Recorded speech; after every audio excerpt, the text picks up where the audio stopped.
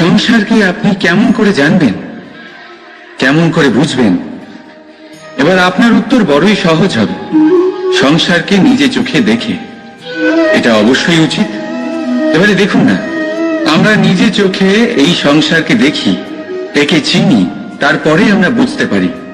কিন্তু আমরা এটা খেয়াল করতে পারি না যে সমস্ত সংসারকে দেখছে যে চোখ, তা কতটা ছোট হয়, তাই না? একা একজোড়া চোখ আমাদের সমস্ত সংসারকে দেখায়। তাহলে ভেবে দেখুন আপনার কাছে আর কি কি আছে। দুটি চোখ আছে, দুটি কান আছে, বলার ক্ষমতা আছে, যা দিয়ে আপনি শব্দ নির্মাণ করতে পারেন, শব্দ যা দিয়ে আপনি ব্রহ্ম বানাতে পারেন। দুই হাত আছে, যদি সে চায় তাহলে পাতাল খুঁড়ে সে জল নিয়ে আসতে পারে। দুটি পা আছে, যদি সে চায় তাহলে সংসারে যত বড়ই পর্বত হোক না কেন তাকে পার করতে পারে। একটা হৃদয় আছে, যে প্রেমের বন্ধনে সবাইকে বেঁধে রাখে। একটা মন আছে, যে প্রকাশের থেকেও বেশি তীব্র গতিতে চলে। এক মস্তিষ্ক আছে, যে যত বড়ই সমস্যা হোক না কেন সমাধান বের করে ফেলে। এবারে ভেবে দেখুন আপনার কাছে কি কি নেই। বোঝার চেষ্টা করুন আপনি কতটা ধনবান। এই সংসারে সেই ব্যক্তি সুখী নন যার কাছে ধন আছে। সুখী সেই যে ধনের সদ্ব্যবহার করে। ঠিক তেমনি আপনার ধন হলো আপনার এই শরীরের ক্ষমতা। এই শরীরের ক্ষমতাগুলিকে ব্যবহার করে ধনাত্মক দৃষ্টিভঙ্গিতে সবকিছু দেখুন। এই সংসারকে বুঝুন, নিজেকে বুঝুন। এই সুখ চাইলেও আপনার থেকে দূরে থাকতে পারবে না। রাধা রাধা। রাজ্য, শাসন, সাম্রাজ্য, সংস্থাপনা, এগুলিকে সফল কখন বলা যেতে পারে?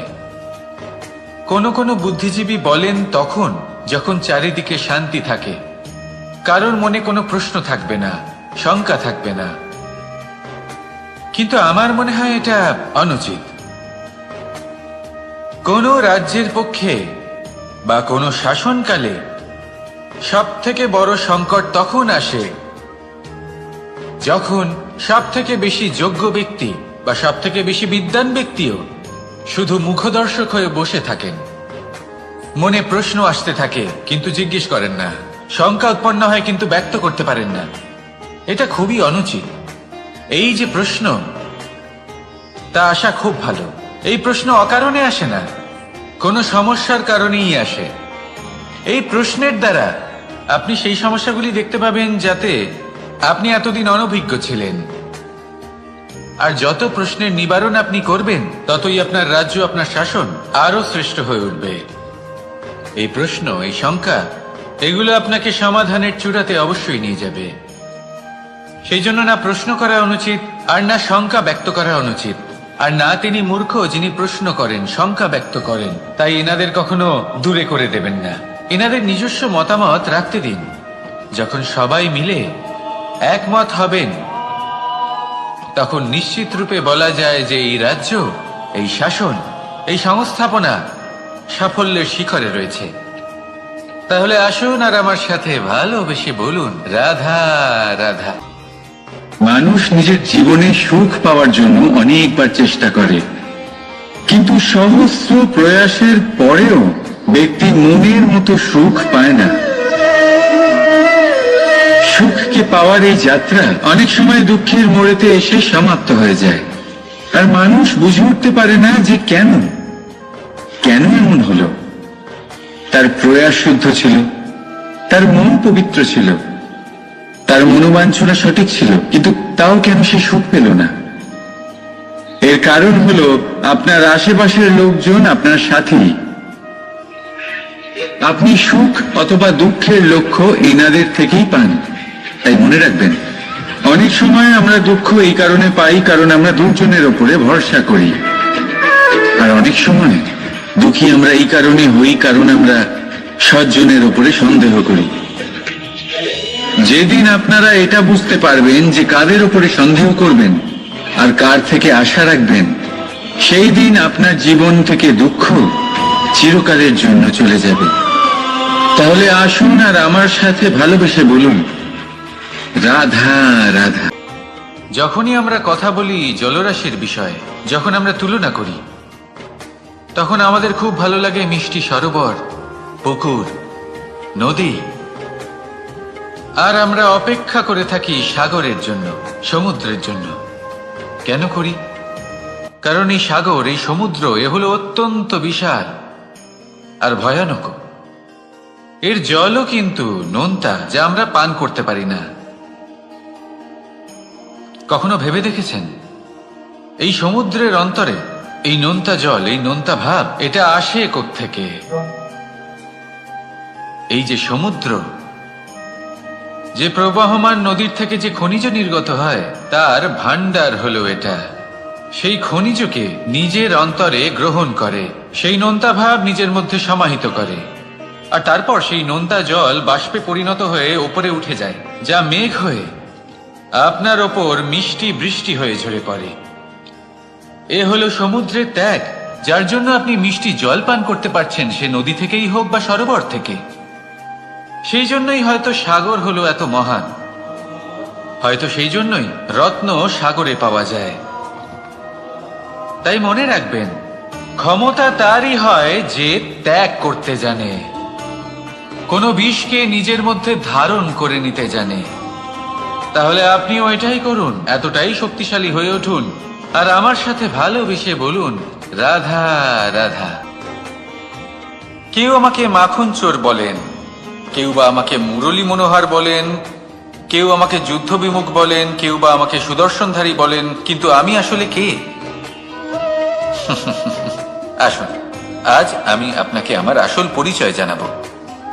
বাড়িতে সুস্বাদু মাখন থাকা সত্ত্বেও গোপীদের কাছে সুমধুর ভালোবাসাপূর্ণ বকুনি খাওয়া যে ভালোবাসে, সেই হলো কৃষ্ণ। আঙুলে সুদর্শন চক্র থাকা সত্ত্বেও যে রথের লাগাম ধরে থাকবে সেই সিদ্ধান্ত নিয়েছে, সেই হলো কৃষ্ণ। দ্বারকার মতো অনন্য রাজমহল থাকা সত্ত্বেও সুদামার মতো সখা যার অত্যন্ত প্রিয়, সেই হলো কৃষ্ণ।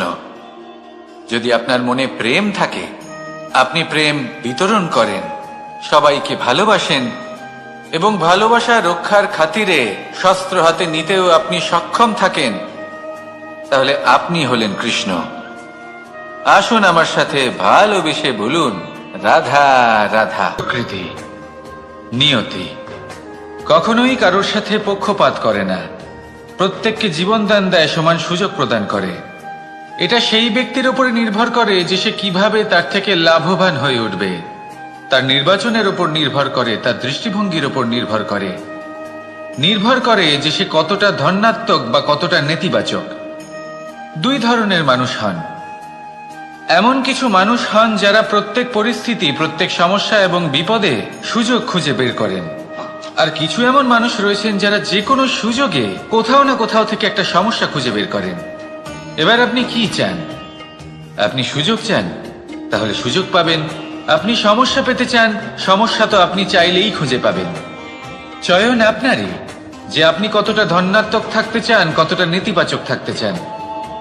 ধনাত্মক থাকুন, জীবনে সব কিছু সম্ভব হবে। আসুন আর আমার সাথে ভালোবেসে বলুন রাধা রাধা। মানুষের শরীরের বিভিন্ন অঙ্গ দ্বারা ভিন্ন ভিন্ন প্রকারের কাজ করা হয়, আর সেই জন্য মানুষ নিজের শরীরের যত্ন করে, তার খেয়াল রাখে, নিজের শরীরকে সুস্থ রাখে, স্বচ্ছ রাখে, বস্ত্র পরিধান করে, আর কোথাও আঘাত লাগলে ক্ষতস্থান ঢেকে ফেলে। মানুষের শরীরে এমন একটি অঙ্গ আছে যা চোখে দেখা যায় না, যা অদৃশ্য থাকে, কিন্তু সেইটা দিয়ে মানুষের বিষয়ে অনেক কিছু জানা যায়। এবং মানুষের শরীরের সেই অঙ্গের নাম হলো বাণী, আপনার ভাষা। আপনি যেভাবে কথা বলেন, যার সাথে কথা বলেন, আপনি যেভাবে শব্দ চয়ন করেন, তার দ্বারা আপনার বিষয়ে অনেক কিছু বোঝা যায়, আপনার ব্যক্তিত্বের বিষয়ে অনেক কিছু বোঝা যায়। সেই জন্য সবসময় কিছু বলার আগে একটু ভেবে নিন, নিজের কথার ওপর একটু নিয়ন্ত্রণ রাখুন। আমার কথা শুনুন, এই হৃদয়কে শুদ্ধ করে তুলুন। যদি এই হৃদয় শুদ্ধ থাকে, তাহলে সর্বদা মধুর বাণী নির্গত হবে, যা সবাইকে প্রফুল্ল করে তুলবে, আর তখন এই মন প্রসন্ন হয়ে বলবে রাধা রাধা। বর্ষার ঋতু যখনই আসে আনন্দ এবং উচ্ছ্বাসে মন ভরিয়ে তোলে। কখনো আপনি এটা ভেবে দেখেছেন যে এই বর্ষা যা আমাদের মনকে উচ্ছ্বাসে ভরিয়ে তোলে সে নিজে কতটা পরিশ্রম করার পরে আমাদের কাছে আসে? নদী হোক, সরোবর হোক, সমুদ্র হোক, তাকে সূর্যের তাপ সহ্য করতেই হয়। বাষ্প হয়ে আকাশে উড়ে যেতেই হয়। আকাশে গিয়ে কঠোর শীতলতার সম্মুখীন হতেই হয়। সেই ঠান্ডা সহ্য করতেই হয়।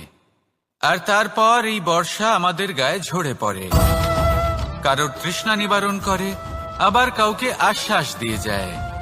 সেইভাবে জীবনে যদি আমাদের কোনো বড় কাজ করতে হয় তাহলে আমাদের কঠোর এবং নিরন্তর পরিশ্রম করতেই হবে।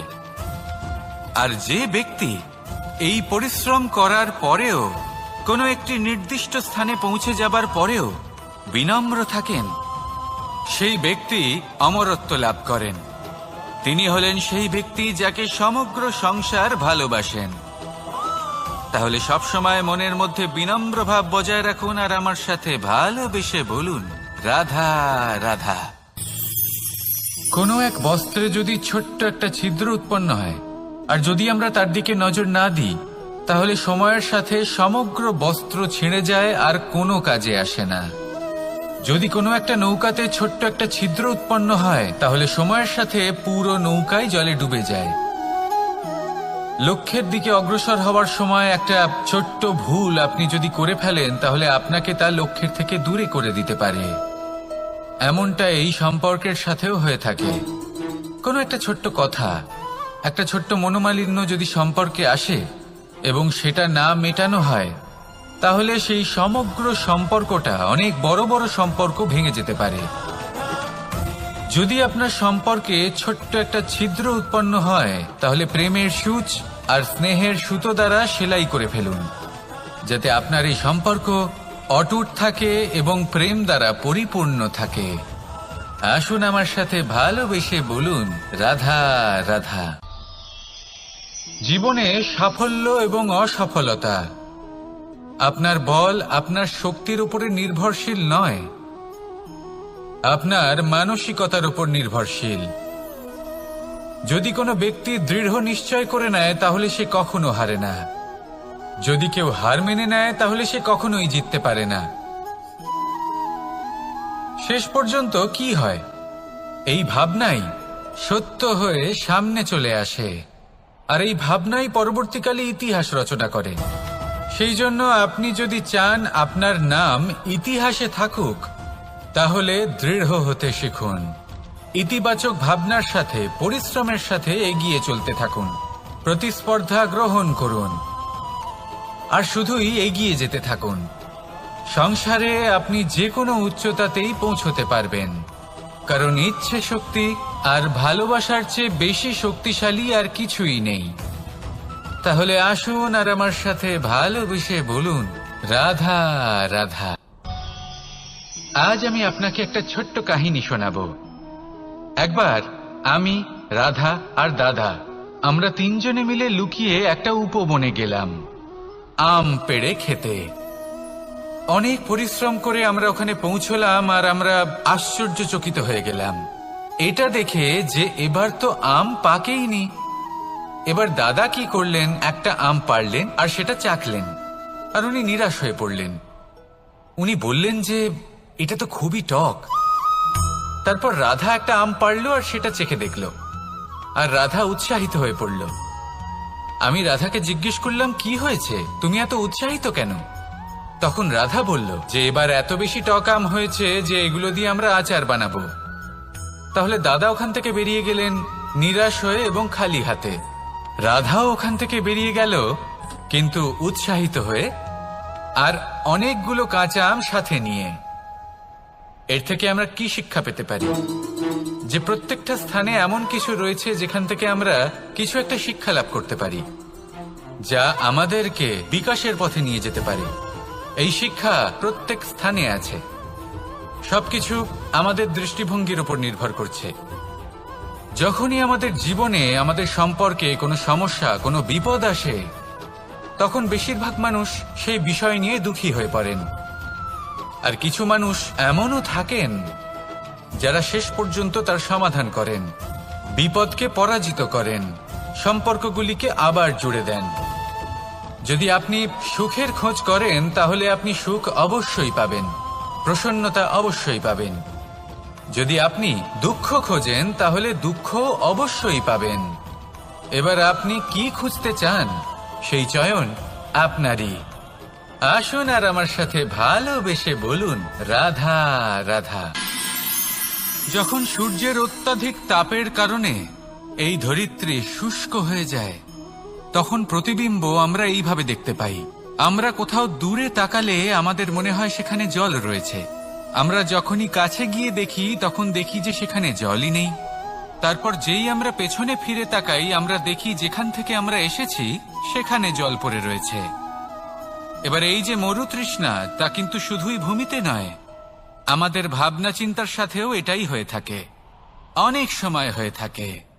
যে ব্যক্তি জল লাভ করার আশায় বসে থাকে সে কখনোই জল লাভ করতে পারে না, কিন্তু যে ব্যক্তি জল লাভ করার আশায় নিরন্তর পরিশ্রম করতে থাকে, ঘাম ঝরায়, সেই ব্যক্তি কোনো মরুভূমিতেও জল লাভ অবশ্যই করে। জীবনে যদি আমরা বড় কিছু লাভ করতে চাই তাহলে নিরন্তর পরিশ্রম করতেই হবে। পরিশ্রমের এই মনোভাব অত্যন্ত গুরুত্বপূর্ণ।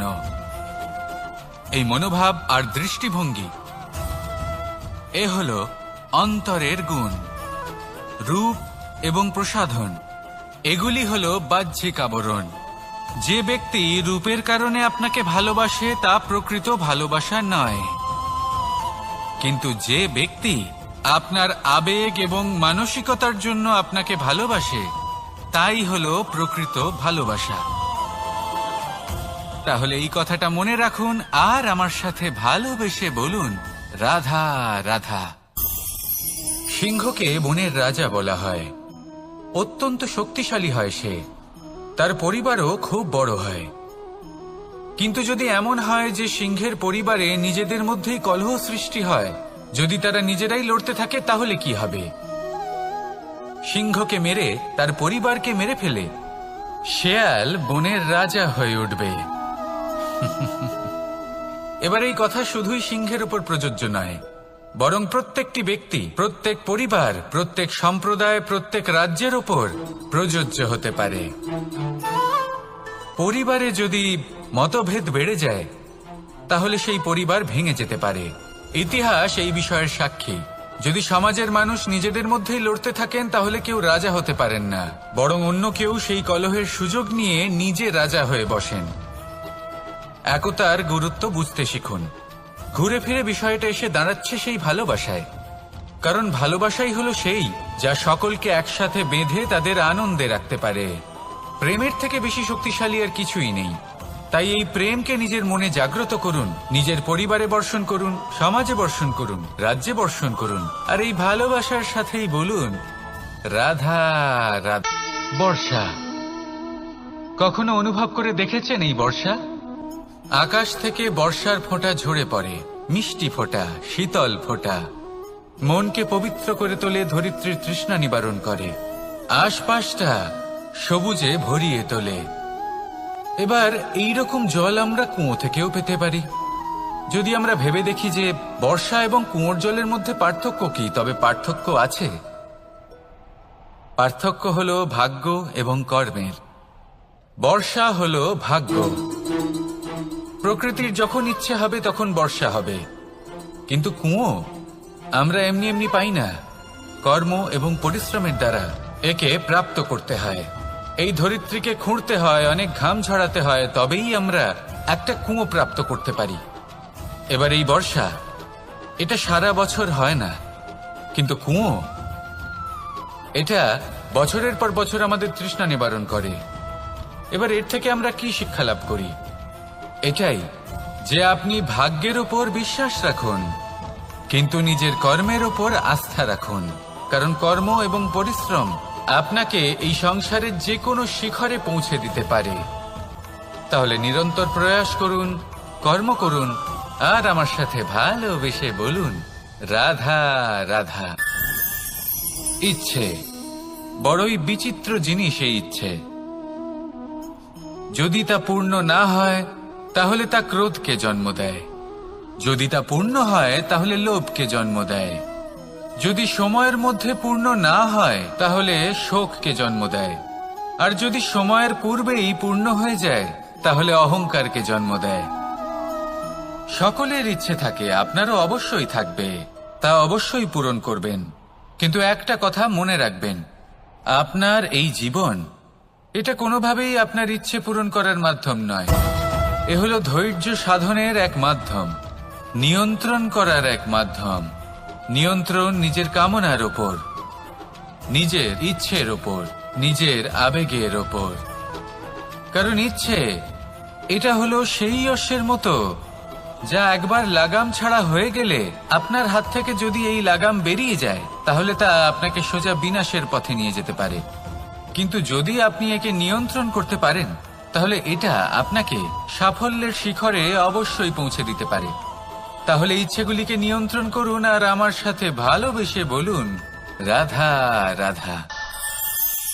আমরা আনন্দ লাভের জন্য ভালোবাসি মা বাবাকে, ভাই বোনকে, পরিবার পরিজনকে, বন্ধুকে, প্রেমিকাকে।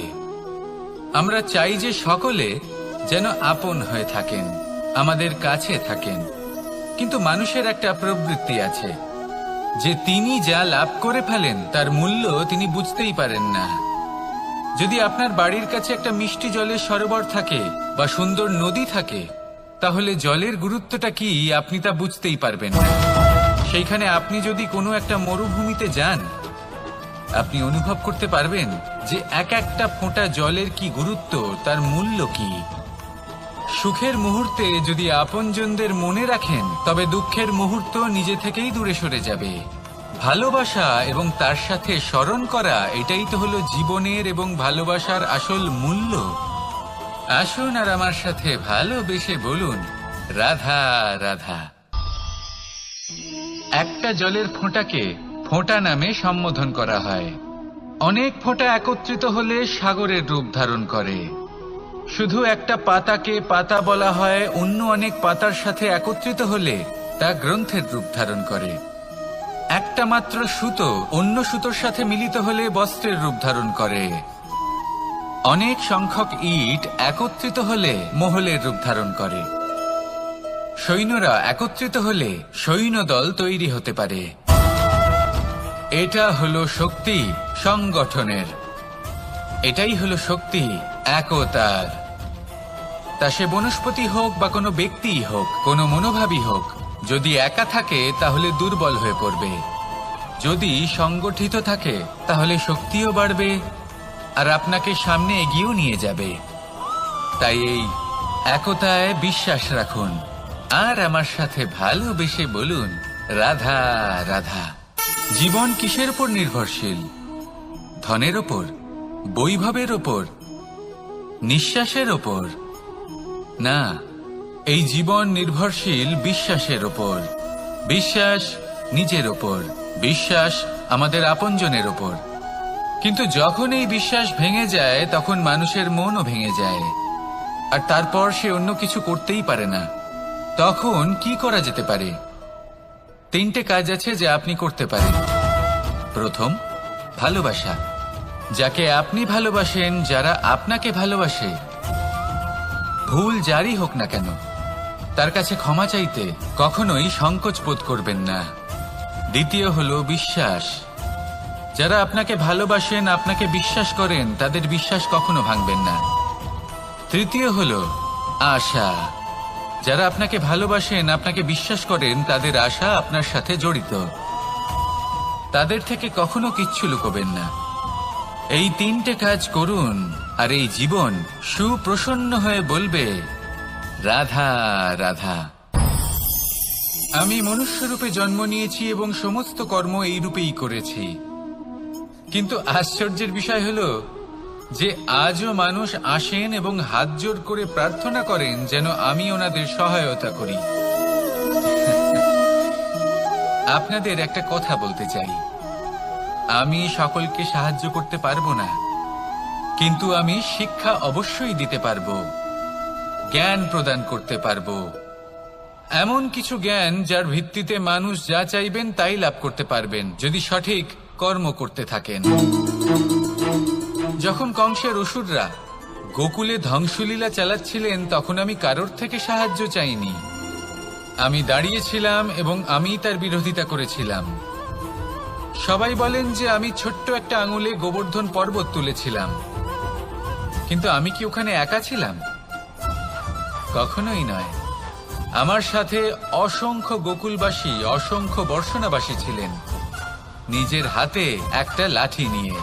ওনাদের মনোবল, ওনাদের আশীর্বাদ আমার সাথে ছিল। মহাভারতে আমি শুধুই শিক্ষক ছিলাম, আমি শুধুই শিক্ষা দিয়েছি। লক্ষ্য সাধন করেছে অর্জুনই, যুদ্ধ করেছে অর্জুনই এবং জয়ীও হয়েছে অর্জুনই। আমি শুধুই শিক্ষা দিতে পারি। অবশেষে আপনাকে শুধু এটুকুই বুঝতে হবে যে ঈশ্বর সবকিছু করতে পারেন না, করতে হবে আপনাকে। ঈশ্বর আপনাকে আশীর্বাদ করতে পারেন যে কাজ আপনি মন থেকে করবেন সেটা অবশ্যই পূরণ হবে। সেই জন্য নিজের লক্ষ্যের পথে এগোতে থাকুন। চেতনা, বিবেক এবং পরিশ্রমের দ্বারা আপনার যা যা স্বপ্ন আছে, যা লক্ষ্য আছে, আপনি অবশ্যই লাভ করবেন। আর এই মন সুপ্রসন্ন হয়ে বলবে, রাধা রাধা। কখনো কখনো এমন হয় আমরা আমাদের বাড়ির উঠোনে বীজ বপন করি, আর তা বিকশিত হয় একটা সুন্দর বৃক্ষে। তার শাখাগুলি প্রতিবেশীর বাড়ি পর্যন্ত পৌঁছয়। ফলের বর্ষণ প্রতিবেশীর বাড়িতেও হয়ে থাকে। আর আমরা ভাবি গাছ আমরা উৎপন্ন করব আর ফল খাবেন আপনারা। এই কেমন কথা হলো? আপনাকে এই কথা বুঝতে হবে যে এসব হলো ভৌতিক বস্তু, সাংসারিক বস্তু। কখনো নিজের বাড়ির বাগানে ভালোবাসার গাছ বপন করে দেখুন। তার শাখাও প্রতিবেশীর বাড়ি পর্যন্ত পৌঁছবে, ফলের বর্ষণ সেখানেও হবে। কিন্তু সেই ফল চাইতে আপনাকে যেতে হবে না, সেই ফল দ্বিগুণ মাত্রায় আবার আপনার কাছেই ফিরে আসবে। তাই নিজের বাড়িতে আর নিজের মনে ভালোবাসার গাছ উৎপন্ন করুন।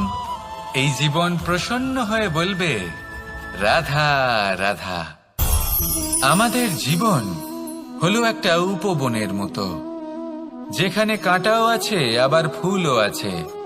আর যদি আপনি ফুল লাভ করতে চান তাহলে কাঁটার সংস্পর্শে তো আপনাকে আসতেই হবে। এটাই জীবনের সত্য।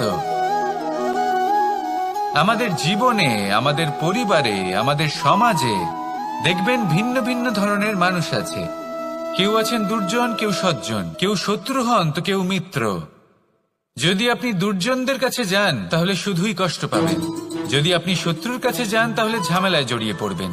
তার চেয়ে ভালো আপনি সজ্জনদের কাছে যান, আনন্দ এবং জ্ঞান লাভ করবেন। নিজের মিত্রদের কাছে যান, আপনি সাহস লাভ করবেন। আরো একটা কথা বলি, এই জীবন এত বড়ও নয় যে আপনি প্রত্যেক সমস্যায় প্রত্যেক মানুষের সাথে ঝামেলায় জড়াবেন।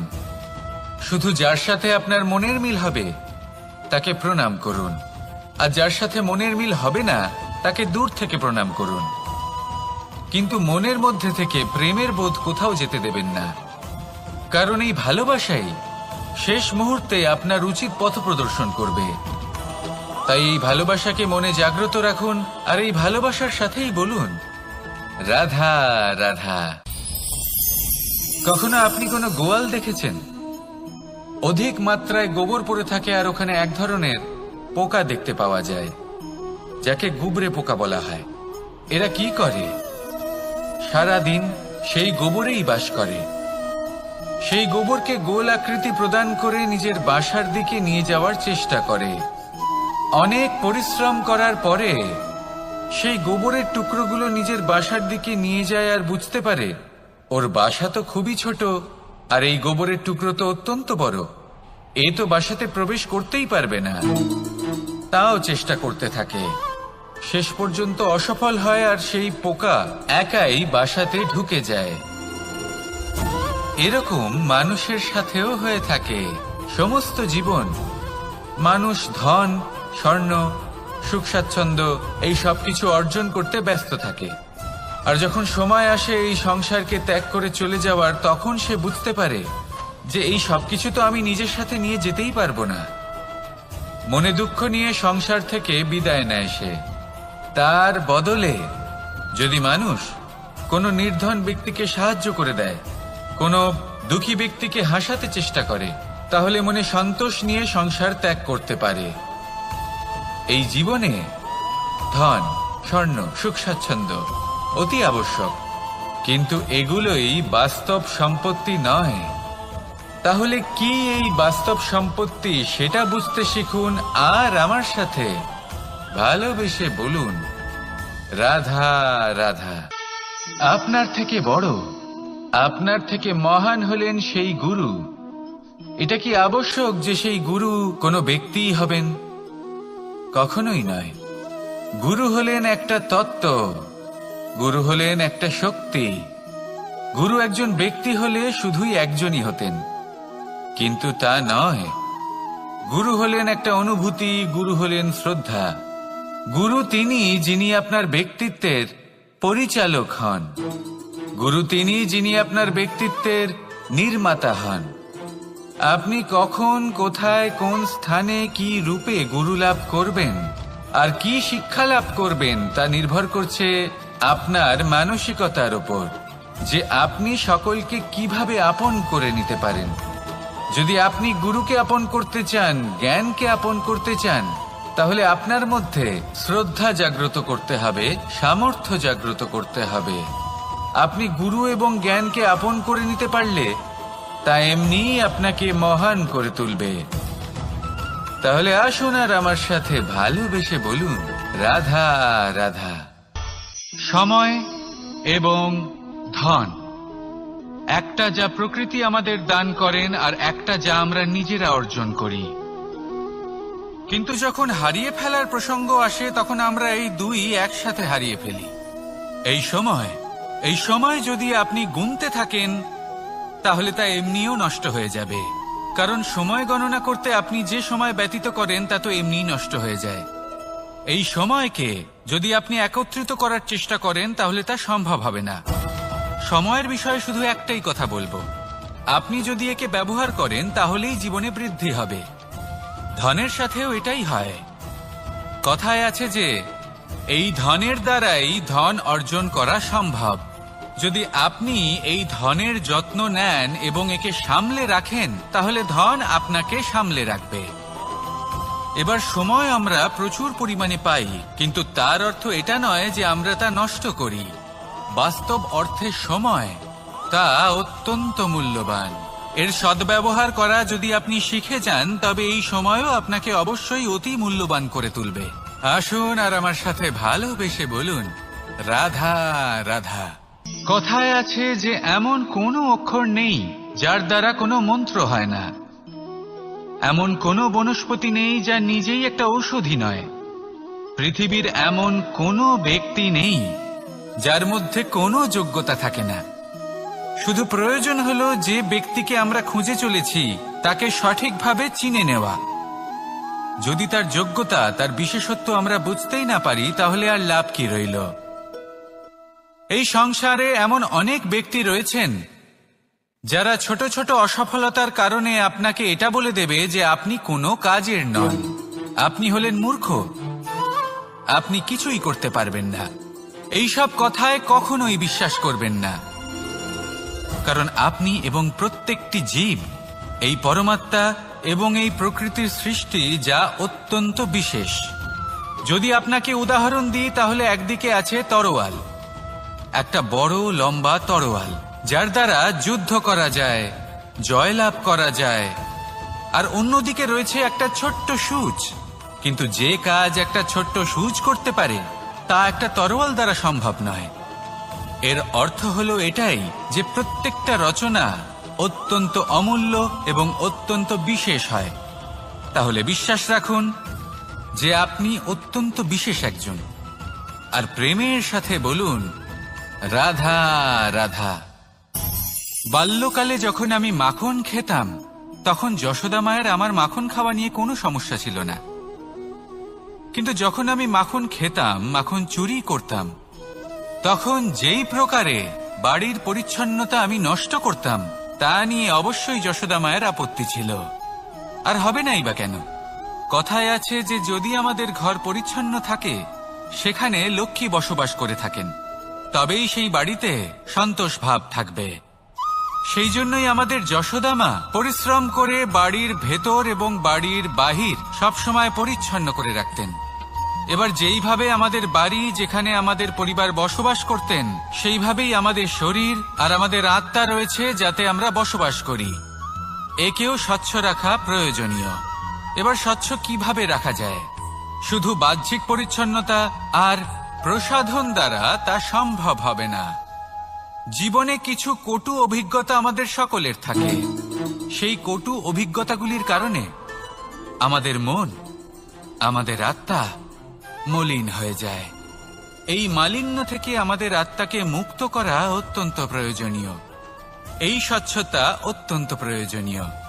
আর আমাদের এই মন মালিন্য থেকে মুক্ত হতে পারে শুধুমাত্র প্রেম এবং করুণার দ্বারা। তাই সকলকে ভালোবাসতে থাকুন আর মনের মধ্যে করুণার বোধ জাগ্রত করুন। কারণ যেইভাবে বাড়ি পরিষ্কার থাকলে তাতে লক্ষ্মী বসবাস করেন, সন্তোষবোধ বজায় থাকে, সেইভাবেই যদি মন স্বচ্ছ থাকে তাহলে তাতে সন্তোষও থাকবে, শান্তিও থাকবে। তাহলে ভালোবাসতে থাকুন, মনের মধ্যে করুণাবোধ জাগ্রত করুন আর আমার সাথে ভালোবেসে বলুন, রাধা রাধা।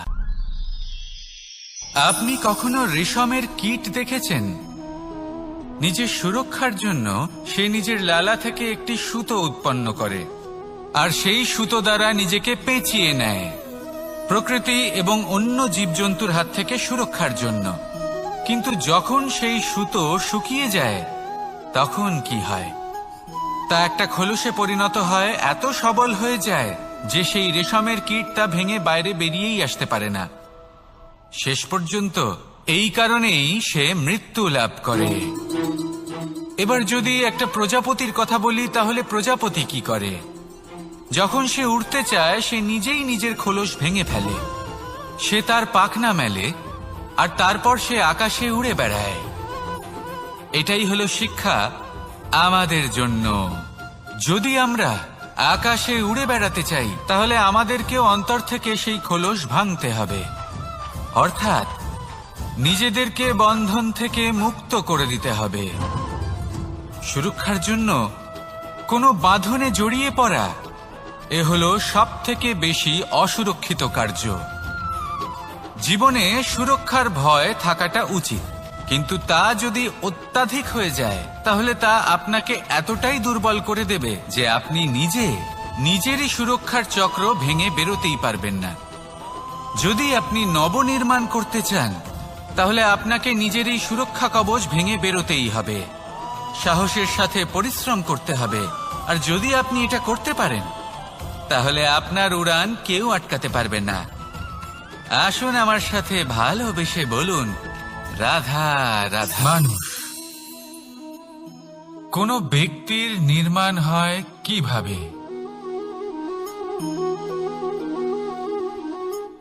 কেউ বলবেন পঞ্চতত্ত্বের দ্বারা, কেউ বলবেন আত্মা, দেহ ও চেতনার দ্বারা, কেউ বলবেন ঈশ্বরের কৃপার দ্বারা, তো কেউ বলবেন এই প্রকৃতির পরীক্ষার দ্বারা।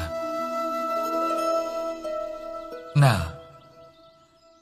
মানুষের নির্মাণ হয়ে থাকে বিশ্বাস দ্বারা। ব্যক্তি তখনই গড়ে ওঠেন যখন ব্যক্তিত্ব থাকে, ঠিক কিনা? আর ব্যক্তিত্ব তখনই হবে আর সেরকমই হবে যেরকম বিশ্বাস আপনি নিজের উপরে রাখবেন। যদি আপনি মনে করেন আপনি বিষের ন্যায় হবেন তাহলে আপনি বিষাক্তই হবেন। যদি আপনি এটা মনে করেন যে আপনি অমৃতের ন্যায় হবেন তাহলে আপনি অমরই হয়ে যাবেন। যদি আপনি নিজের উপরে বিশ্বাস রাখেন যে আপনি সংসারের সব থেকে উঁচু পর্বতের শিখরে পৌঁছতে পারবেন তাহলে আপনি অবশ্যই পৌঁছবেন। যদি আপনার এরকম মনে হয় যে আপনি এরকম কখনো করতে পারবেন না তাহলে এরকম কখনোই হবে না। ভেবে দেখবেন, বিশ্বাসের মধ্যেই বিশ্ব বাস করে থাকে, তো আপনার অস্তিত্ব কেন করবে না? যেমন বিশ্বাস আপনি নিজের উপরে রাখবেন, তেমনই আপনি হয়ে উঠবেন। সেই জন্য নিজের উপরে বিশ্বাস রাখুন, আর হ্যাঁ, ভালোবেসে বলুন রাধা রাধা। শত্রুতা। একজন মানুষ অন্য মানুষের সাথে শত্রুতা করে বসেন, দুজন ঘনিষ্ঠ বন্ধু। এমনও এক সময় আসতে পারে যখন এনারা একে অপরের শত্রু হয়ে ওঠেন। এর অনেকগুলো কারণ হতে পারে, কিন্তু মূল কারণ হলো আলোচনা। আগে হ্যাঁ, আপনি যদি কারোর বিষয়ে আলোচনা করেন তাহলে সে আপনার শত্রু হয়ে যেতে পারে। এবার মনে একটা প্রশ্ন আসতে পারে যে এটা কিভাবে সম্ভব হতে পারে? আলোচনা, এটা তো অত্যন্ত জরুরি। যদি আমি নিজের বন্ধুর খারাপ কাজের বিষয়ে আলোচনাই না করি তাহলে সে শুধরবে কি করে? এ কথা সত্যি যে আলোচনা আবশ্যক, কিন্তু তার থেকেও বেশি গুরুত্বপূর্ণ এবং আবশ্যক হলো আপনার এই সিদ্ধান্ত এটাই যে আপনার এই আলোচনা কোন স্থানে করবেন। যদি এটা সবার সামনে করবেন ভাবেন, তাহলে তা অপমানও হয়ে যেতে পারে। যদি এটা আলাদাভাবে করেন তাহলে তা পরামর্শ হয়ে যায়। অপমান কেউ স্বীকার করতে পারেন না, কিন্তু পরামর্শ সকলের ভালো লাগে। তাহলে যদি আপন কারোর জন্য ভালো কিছু চান, কাউকে শুধরে দিতে চান, আর আপনার মনে হয় আলোচনা আবশ্যক, তাহলে সর্বপ্রথম সময়, পরিস্থিতি আর স্থানের কথা মনে রাখবেন, নয়তো এই আলোচনা আপনাকে খুব ভোগাতে পারে। তাহলে আসুন আমার সাথে ভালোবেসে বলুন রাধা রাধা।